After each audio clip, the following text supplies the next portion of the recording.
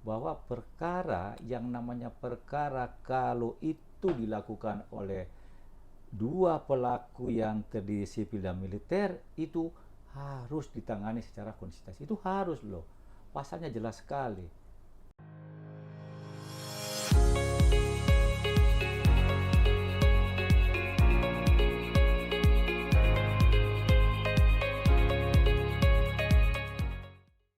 Assalamualaikum warahmatullahi wabarakatuh. Alhamdulillah, senang sekali rasanya kali ini kita bisa jumpa lagi di podcast Ngopi Bajak, Ngobrol Pintar bareng Jaksa.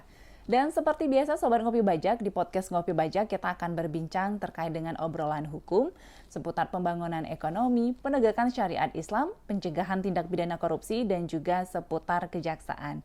Tentu dengan menghadirkan narasumber-narasumber yang ahli di bidangnya. Nah, seperti kali ini sudah hadir bersama saya ada Bapak Dr. Khairul Amir SHMH. Beliau merupakan Sekretaris Jaksa Agung Muda Militer di Kejaksaan Agung Republik Indonesia. Selamat datang Bapak di podcast Ngopi Bajak. Bagaimana Pak kabarnya? Alhamdulillah, baik. Alhamdulillah. Baik. Baik. Habagut. Habaget Pak, habaget. Baik. Kemudian di samping beliau juga sudah hadir bersama kita Bapak Kolonel Laut KH Faisal SH. Beliau merupakan Asisten Pidana Militer Kejaksaan Tinggi Aceh. Selamat datang Bapak di podcast Ngopi Bajak Pak. Gimana Pak kabarnya? Alhamdulillah baik. Alhamdulillah baik. Dan tentunya juga kita akan berbincang terkait dengan menelisik peran pidana militer nih Pak dalam penanganan perkara koneksitas di kejaksaan. Ini kan juga merupakan sesuatu hal mungkin baru nih bagi teman-teman ataupun sobat Ngopi Bajak, kan biasanya belum pernah terdengar nih pidana militer sudah ada bergabung di kejaksaan begitu. Mungkin bisa Pak sedikit begitu disampaikan terkait pidana militer ini, awal mula pidana militer ini hadir begitu di tengah-tengah Kejaksaan Agung Republik Indonesia itu bagaimana Pak? Silahkan Pak, mohon izin. Baik, ada dua hal di sini yang perlu sama-sama dulu kita luruskan ya. Kalau pidana militer itu adalah suatu aturan khusus yang berdiri sendiri sebagai satu kitab undang-undang, namanya Kitab Undang Hukum Pidana Militer ya Pak Asisten, yang mengatur tentang tindak pidana yang dilakukan oleh kalangan TNI atau militer.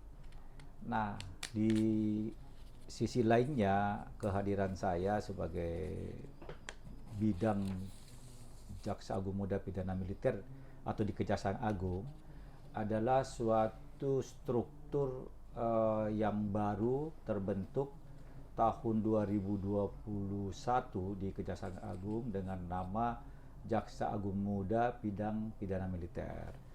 Nah, tugas fungsi Jaksa Agung Muda Bidang Pidana Militer adalah penanganan perkara koneksitas. Nah, penanganan perkara koneksitas ini adalah perkara yang dimana pelakunya ya dua orang atau lebih, yang masing-masing dua orang atau lebih itu tunduk pada dua yurisdiksi, yaitu peradilan militer dan peradilan umum atau sipil. Nah, inilah yang ditangani oleh Jampitmil yang disebut koneksitas ketika ada satu tindak pidana yang pelakunya lebih daripada dua orang, yang dua orang ini bersama-sama sipil dan militer. Nah, inilah yang ditangani oleh Jampitmil. Kalau dia hanya sipil saja, maka itu ditangani oleh penyidik kepolisian atau kalau korupsi kejaksaan gitu ya. Nah, kalau dia hanya TNI atau militer yang melakukan, maka yang menyidik adalah polisi militer atau POM. Jaksanya disebut auditor. Ya, auditorat ya Pak Asisten. Sementara kalau sipil, jaksanya adalah jaksa penuntut umum. Nah, ini kalau sendiri-sendiri. Tapi ini kalau dalam melakukan tindak pidana itu, mereka secara bersama-sama, sipil dan militer itulah yang digabungkan, disebut perkara koneksitas.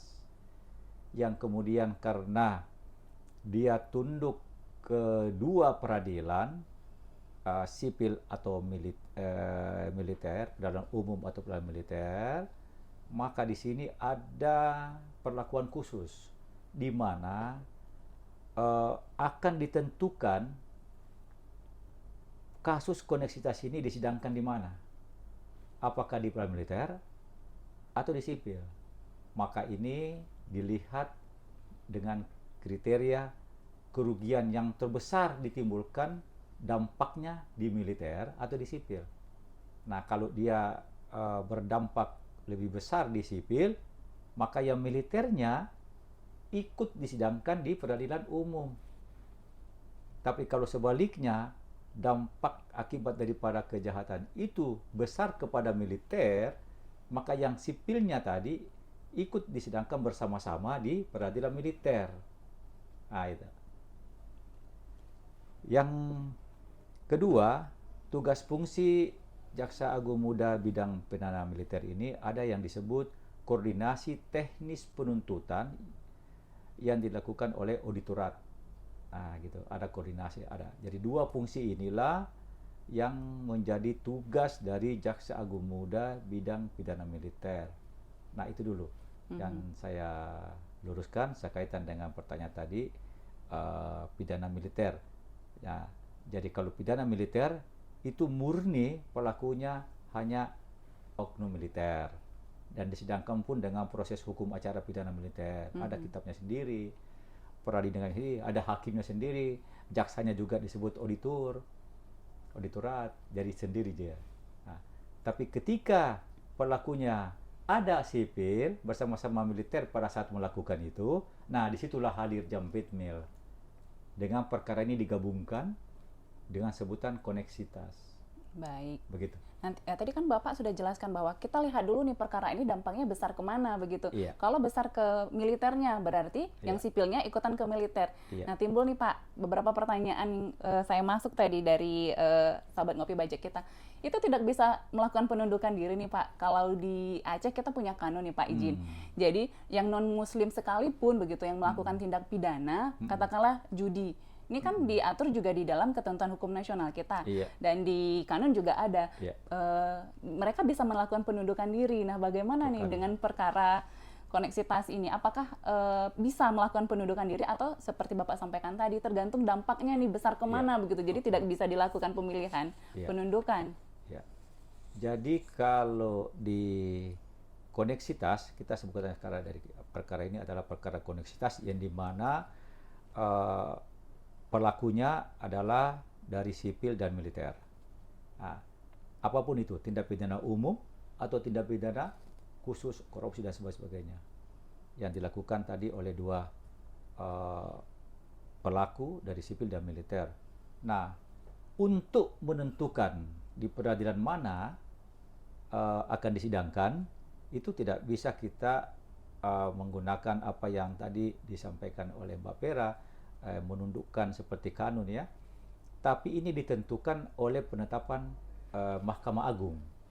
Jadi kalaupun kita mengatakan bahwa dampaknya ini lebih besar ke sipil, tapi kalau Mahkamah Agung menentukan bahwa ini disidangkan di militer, maka itulah yang dilaksanakan. Harus diikuti begitu, harus diikuti. Jadi ini harus berdasarkan penetapan dari Ketua Mahkamah Agung. Nah,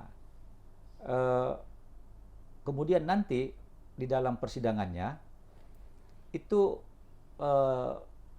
baik jaksa penuntut umum dari kejaksaan maupun auditor dari TNI itu bersama-sama di dalam duduk sebagai penuntut umum. Nah, itu bedanya. Kalau kanun kan nggak ada dua relasi kelembagaan. Kalau ini ada relasi kelembagaan antara TNI dan kejaksaan di dalam penuntutan. Nah, di penyidikan juga begitu. Di penyidikan juga di dalamnya sebagai penyidik, kalau koneksitas ya, dibentuk tim tetap namanya, di mana penyidiknya dari unsur kejaksaan, kalau tindak pidana korupsi, dari POM, karena POM juga penyidik, dan auditor. Karena penyidik juga auditor jaksa di TNI, disebut auditor itu. Nah, tiga unsur dari dua kelembagaan ini ya melakukan tugas yang sama untuk mengungkap kasus itu dengan melakukan penyidikan. Inilah tim tetap bersama-sama. Kemudian kalau nanti dilimpahkan ke penuntutan, ada lagi dibentuk namanya penuntutan koneksitas yang terdiri dari jaksa dan auditor bersama-sama. Nah, ini penuntut koneksitas namanya. Baik di peradilan sipil maupun di peradilan militer. Kemudian karena ketentuan hukum acara masing-masing menentukan kalau peradilan militer misalnya maka yang menuntut adalah auditor, tetap auditor hadir dalam pengertian yang lebih aktif dan melakukan penandatanganan setiap berita acara atau dakwaan, tapi jaksa penuntut umum tetap ikut menjadi tim ya dengan duduk mendampingi bersama-sama dengan auditor. Nah, kalau di peradilan umum, nah justru penuntut umum yang di depan. Auditornya? Auditornya dia sebagai pendukung atau bersama-sama, tapi yang aktif penuntut umum dari kejaksaan. Gitu. Jadi di dalam proses persidangan itu tetap kedua-duanya baik di peradilan militer maupun di peradilan umum sipil, baik penuntut jaksa penuntut umum maupun auditor tetap punya kesempatan untuk menyampaikan pertanyaan-pertanyaan untuk pembuktian, tetapi tampil sebagai leadernya di situ tergantung peradilan di mana. Kalau militer maka auditorlah yang leadernya.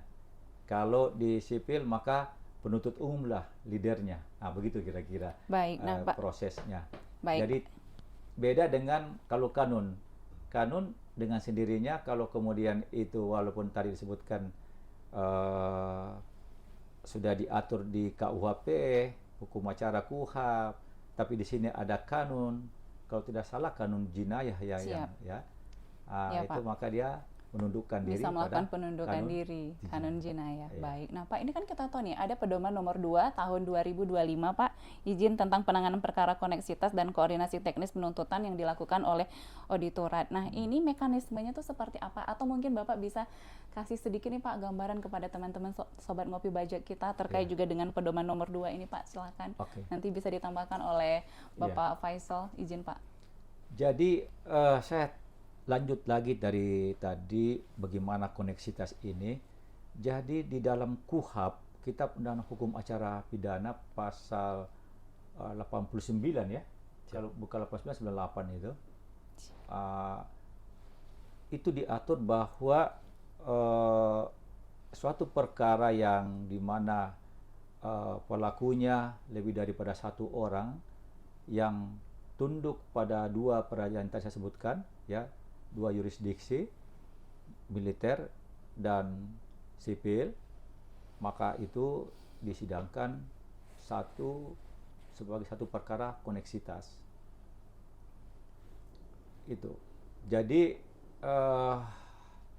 beberapa tindak pidana yang selama ini baik tindak pidana umum maupun tindak pidana khusus yang kemudian dilakukan oleh pelaku yang tunduk pada peradilan umum dan peradilan militer ini, yang kemudian tadi saya sebutkan sebagai koneksitas, itu dalam praktek tidak semudah menangani perkara yang selama ini ditangani sesuai dengan Kitab Undang Hukum Acara Pidana, karena ada perlakuan juga khusus bagi pelaku yang dari kalangan militer, yaitu adanya ketentuan Kitab Undang-Undang Hukum Acara Pidana Militer, Undang-Undang Nomor 31 tahun 97, mengatur juga hukum acaranya, dan sama sekali beda.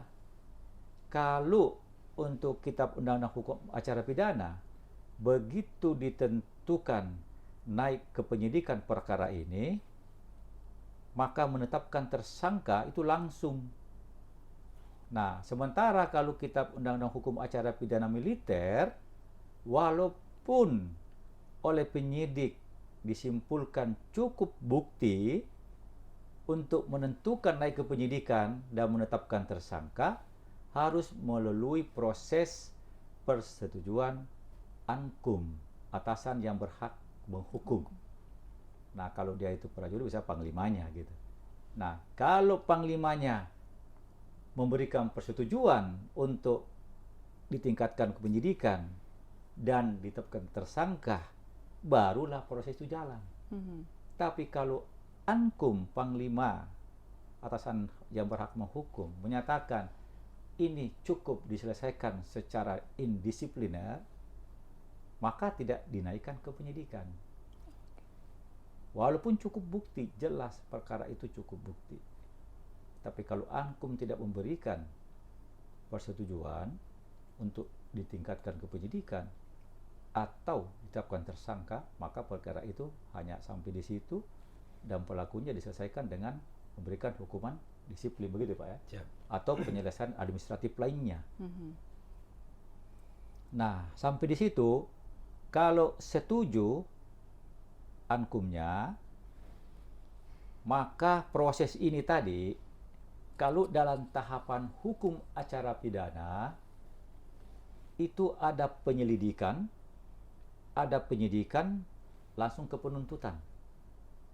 Nah, untuk perkara koneksitas ini, berdasarkan tadi yang disebutkan pedoman Perja 02 2021 tentang pandangan konstitusi tadi itu, nah di sana ada diatur yang tidak diatur dalam KUHP, tidak diatur dalam Kitab Undang Hukum Acara Pidana, Acara Pidana Militer, tapi kita memberikan suatu tahapan dalam perja itu untuk mengisi kekosongan hukum, namanya pra penyidikan.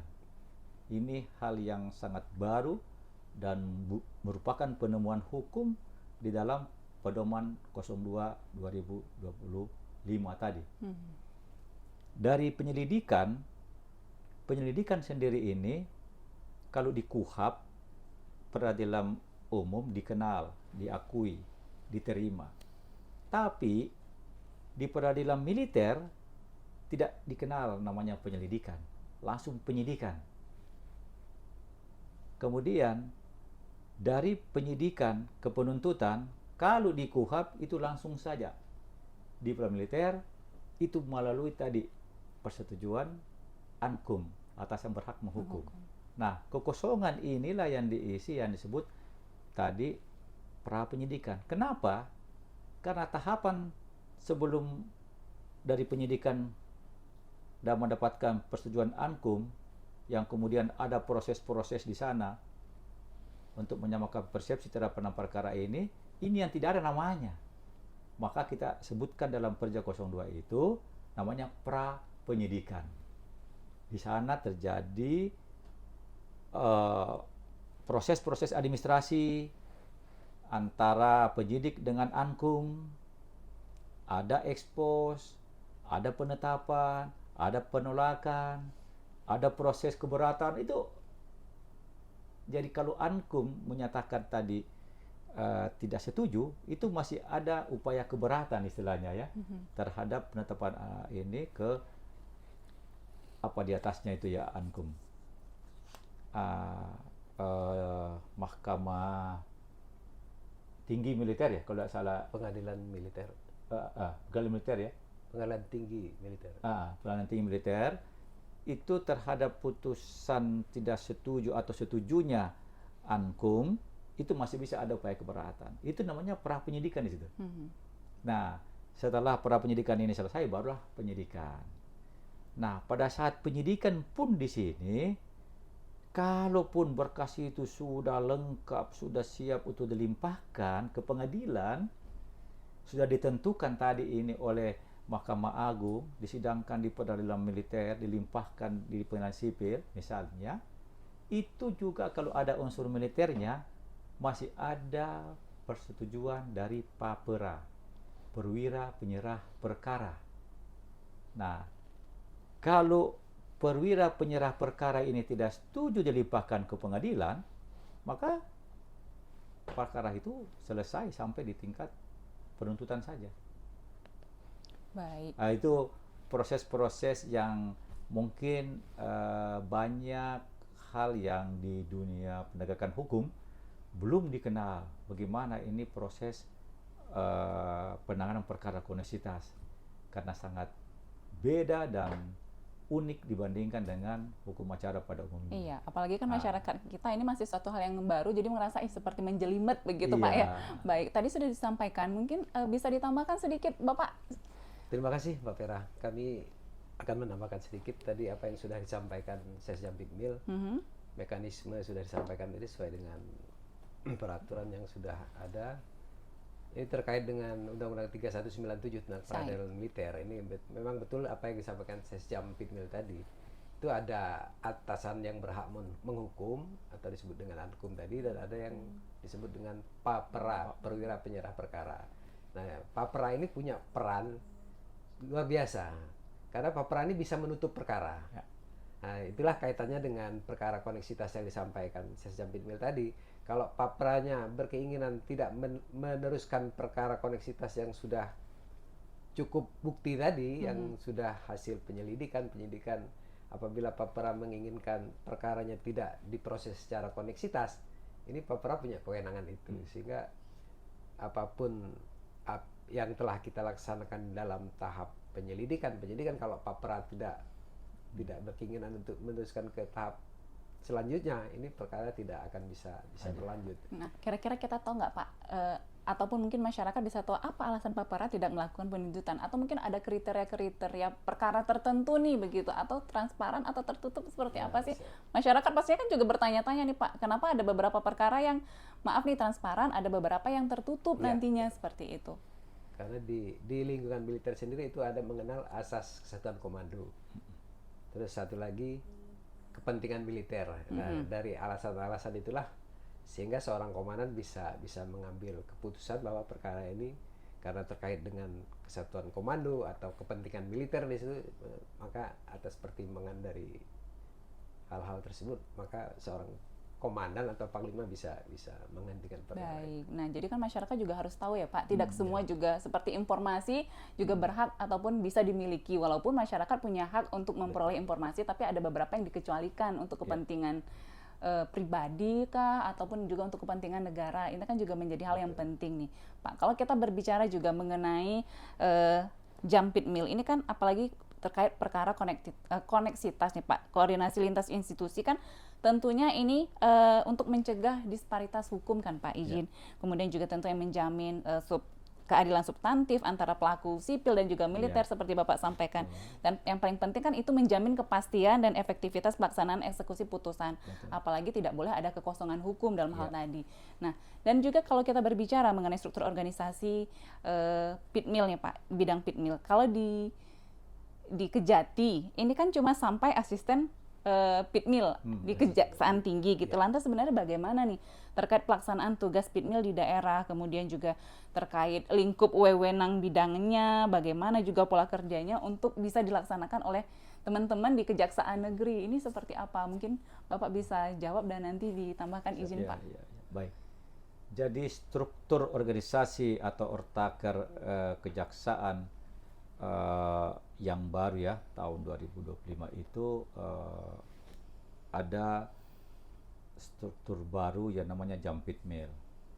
Nah, Jaksa Agung Muda Bidang Militer ini adalah unsur pembantu Jaksa Agung untuk penanganan perkara koneksitas dan koneksitas penuntutan. Itu.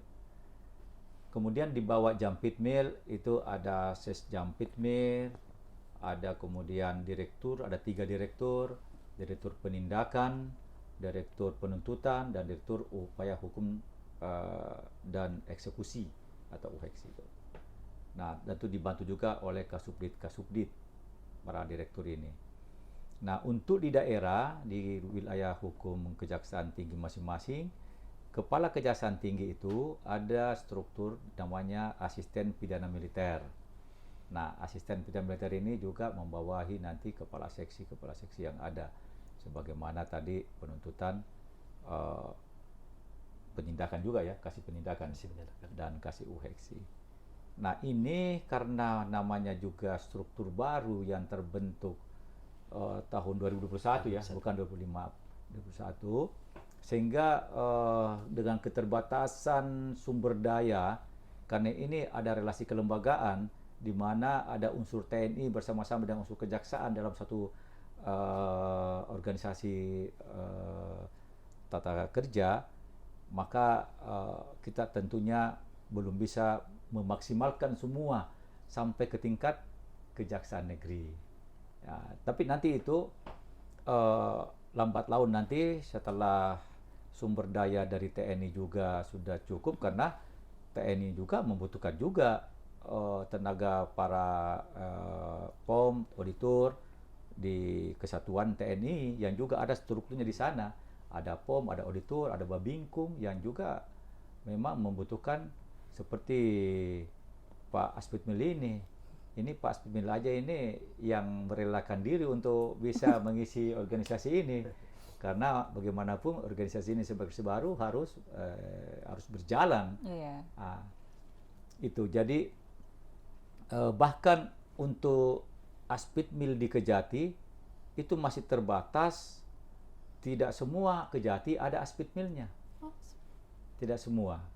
Hanya Kejati yang dimana ada auditor, ada auditorat. Nah, cuma ada berapa jumlah itu Pak? 20. Ada 20 saja. Di seluruh Indonesia, begitu. Dari 34 provinsi, 34 Kejati, itu hanya 20 saja yang ada Aspitmilnya. Jadi ada Kejati yang Aspitmilnya meliputi Kejati lain. Seperti Aceh kalau nggak salah ini, Provinsi Aceh. oh Aceh aja ya.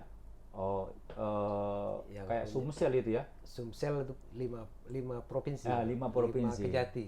Jadi Sumsel itu meliputi Lampung, Bengkulu, Jambi, Sumsel sendiri, Babel, Bangka Belitung. Jadi 5 Kejati, 1 Aspitmil. Ini memang cukup berat, dan kita ke depan sudah menyusun konsep untuk semua Kejati ada Aspitmilnya. Dan juga nanti di Kejari-Kejari juga nanti ada Kasipitmil. Bismillah. Begitu, Bismillah. Pak. Baik. Ini nanti tergantung dari sumber daya manusia dari TNI ada enggak, karena ini di TNI tidak ini juga tidak karena dia TNI lalu bisa saja kemudian langsung masuk di struktur ini, tapi dia tentu harus latar belakangnya di bidang hukum. Baik. Dari kesatuan bidang hukum TNI apa hukum TNI ya. Siap. Kesatuan Hukum TNI. Nah, kalau dia misalnya tidak di Kesatuan Hukum ini, itu relatif tidak bisa mengisi ini. Berarti harus ada Jabatan. kriteria dan spesialisasinya juga Ada. begitu, Pak ya. Ya katakanlah kalau dia di Kostrat atau di artileri, tidak mungkin dia mengisi Jampitmil ini atau struktur yang ada di Jampitmil ini. Baik. Biasanya dia pasti dari Babinkum atau dari auditor atau dari POM. Itu yang bisa masuk di struktur di Jampitmil ini. Baik. Saya ke Pak Faisal nih. Tadi kan menarik sekali. Saya baru tahu nih Pak, ternyata di Indonesia tidak semua kejaksaan tinggi itu ada Aspitmilnya, dan alhamdulillah kejaksaan tinggi aja punya Aspitmil sendiri begitu Pak. Izin. Nah, sebenarnya sejauh ini Pak, sudah adakah kita perkara koneksitasnya Pak yang ditangani oleh Pitmil Kejati atau seperti apa nih Pak? Terima kasih Pak. Jadi untuk di wilayah kerja Kejaksaan Tinggi Aceh sendiri, sebetulnya untuk perkara koneksitas itu sebetulnya sudah banyak sekali Mbak Pera yang terjadi antara sipil dengan militer melakukan tindak pidana bersama-sama. Namun untuk saat ini yang terjadi itu baru tindak pidana umum yang sering terjadi. Nah, untuk prosesnya sendiri, kalau untuk perkara tindak pidana umum ini masih diproses secara terpisah. Si militer tetap diproses oleh polisi militer, sedangkan si sipil diproses oleh penyidik Polri atau penyidik PPNS. Nah, kaitannya dengan tugas Aspitmil sendiri, apabila ada perkara seperti ini yang koneksitas tadi, kita mengkoordinasikan koordinasi teknis penuntutan ini sesuai dengan tusi kita. Kita koordinasi mulai dari tahap penyidikan, kita sudah mulai koordinasi dengan penyidik POM maupun dengan penyidik Polri. Tujuannya apa yang itu tadi yang Mbak Vera sampaikan, supaya masing-masing perkara bisa berjalan dan dalam hal penuntutan tidak terjadi disparitas. Betul. Itu Tantangan terbesar kita apa sih Pak? Hmm. Tantangan terbesar nih Pak, kalau di Kejaksaan Tinggi Aceh apa nih Pak Faisal? tantangan Sejauh terbesar ini. kita sejauh ini memang ya karena ini keterlibatan antara sipil dengan militer. Ha, Ini tentu kita paling tidak harus punya nyali atau punya inovasi supaya kita bisa melaksanakan koordinasi dengan baik dengan satuan-satuan TNI agar misalnya terjadi perkara koneksitas ini bisa dapat berjalan sesuai mekanisme yang sudah ada di dalam aturan kita. Ini baik. seperti itu. Nah Pak, ini terakhir nih Pak, sebagai closing statement nih untuk Bapak Khairul, ke depan apa sih Pak harapan kita terhadap bidang Pitmil ke depannya Pak, untuk eksistensi bidang Pitmil ke depannya Pak? Betul. Jadi menyambung tadi tantangan dan hambatannya penanganan perkara koneksitas yang disampaikan Pak Aspitmil, itu memang koneksitas ini sebenarnya sudah sejak berdirinya KUHAP tahun 81 dan terbentuknya Kitab Undang-Undang Hukum Acara Pidana Militer tahun 97 itu sudah ada aturannya.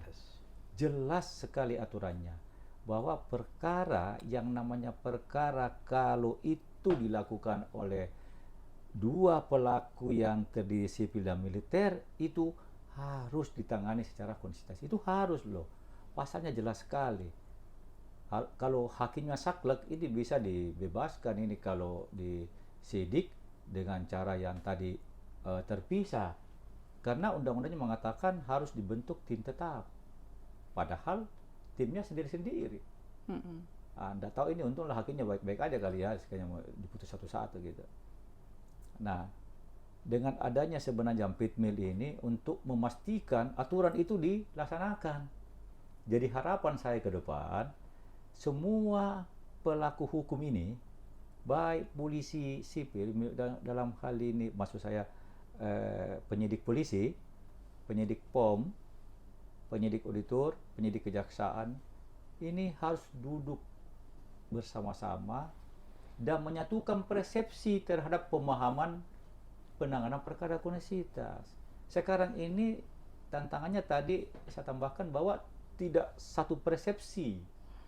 Polisinya punya persepsi sendiri bahwa penyidikannya ini hanya sipil saja. POM-nya juga mengatakan ini militer ditangani sendiri. Nah, akhirnya apa yang diatur di KUHAP dan Kitab Undang-Undang Hukum Pidana tidak dilaksanakan.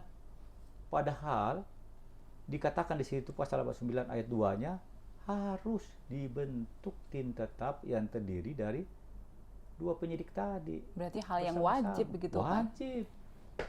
Makanya mengisi kekosongan hukum dan sekaligus melaksanakan KUHAP dan Kitab Undang-Undang Pidana Militer, hadirlah Pitmil untuk memastikan bagaimana koneksitas itu dilaksanakan.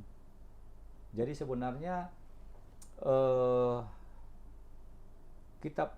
dalam rancangan Kitab Undang Hukum Acara Pidana yang baru ini, itu saya berharap ya penanganan koneksitas ini lebih diperjelas aturannya dan lebih dibuat menjadi jelas untuk yang namanya koneksitas penanganannya itu seperti A, B, C, D ya gitu kira-kira. Kalau sekarang kan cuma disebut dibentuk tim tetap, tapi kemudian berhenti di situ untuk kemudian tidak dirinci lagi dengan pasal-pasal berikutnya. Nah itu. Jadi harapan saya ya itu tadi, semoga kita semua para pelaku hukum ini bisa satu persepsi terhadap bagaimana sih penanganan perkara koneksitas itu. Baik. Kemudian closing statement nih dari Pak Faisal sedikit saja Pak, bagaimana pesan nih untuk penyimpangan koneksitas yang dilakukan oleh TNI Pak? Mungkin sebagai closing statementnya silakan Pak. Baik, terakhir kami mengharapkan dengan adanya sudah ada aturan tentang penanganan perkara koneksitas ini, jadi kita harapkan memang seperti apa yang disampaikan Sesjam Pitmil tadi, bahwa memang perlu duduk bersama kita dalam hal menyamakan persepsi tentang penanganan perkara koneksitas ini agar tidak ada perbedaan pendapat, sehingga apa yang diinginkan oleh pembuat undang-undang Ya, betul. bahwa apa yang sudah dicantumkan dalam aturan itu bisa terlaksana dengan baik. Baik, terima kasih Bapak atas waktunya juga, atas kesempatannya, ilmunya sudah disampaikan. Tentunya juga sangat sangat berharga, sangat penting untuk saya pribadi dan juga untuk teman-teman Sobat Ngopi Bajak, Pak. Baik, dan tentunya juga untuk Sobat Ngopi Bajak tadi sudah banyak yang disampaikan informasi oleh Pak Khairul juga dan juga Pak Faisal terkait dengan tema kita hari ini. Dan tentunya juga kita berharap ya Pak, dengan koordinasi yang kuat dan sistem yang transparan tadi, dengan hukum yang jelas Bapak sampaikan tadi, Kejaksaan Republik Indonesia melalui Jampit Mil-nya ini bisa berkomitmen menciptakan proses hukum yang profesional, berkeadilan, dan juga menjunjung tinggi supremasi hukum bagi seluruh warga negara Indonesia, tentunya juga baik sipil maupun militer. Dan tentunya juga akhir kata, saya Vera Yanti Artega pamit undur diri. Sampai jumpa di podcast Ngopi Bajak selanjutnya. Ngopi Bajak, ngobrol pinter bareng Jaksa. Wassalamualaikum warahmatullahi wabarakatuh. Ngopi dibajakin aja.